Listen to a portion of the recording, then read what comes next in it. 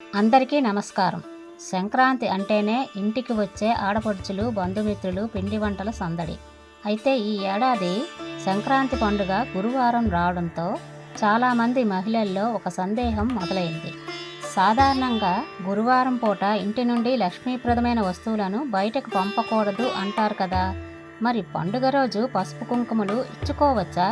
శాస్త్రం ఏం చెబుతోంది? దీని గురించి పూర్తి వివరాలు ఈ వీడియోలో తెలుసుకుందాం. మన సాంప్రదాయం ప్రకారం గురువారం లక్ష్మీదేవికి మరియు బృహస్పతికి ప్రీతికరమైన రోజు.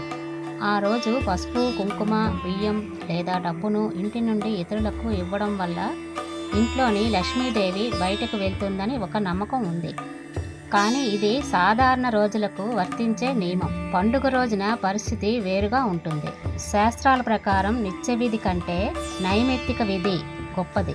అంటే రోజువారీ పాటించే నియమాల కంటే ఒక ప్రత్యేక సందర్భం లేదా పండుగ వచ్చినప్పుడు పాటించే ధర్మమే ప్రధానమైనది.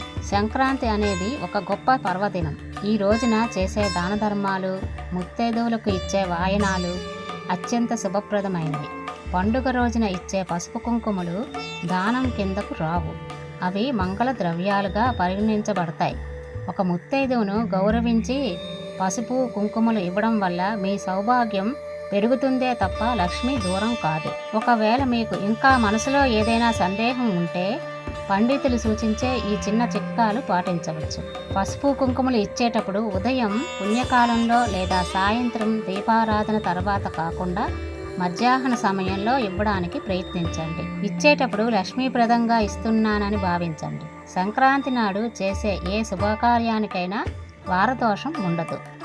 సంక్రాంతి రోజున ముత్తైదువులకు ఇచ్చే వాయనంలో పసుపు కుంకుమలతో పాటు పండ్లు లేదా రవికె ముక్క కూడా కలిపి ఇవ్వడం చాలా శ్రేయస్కరం.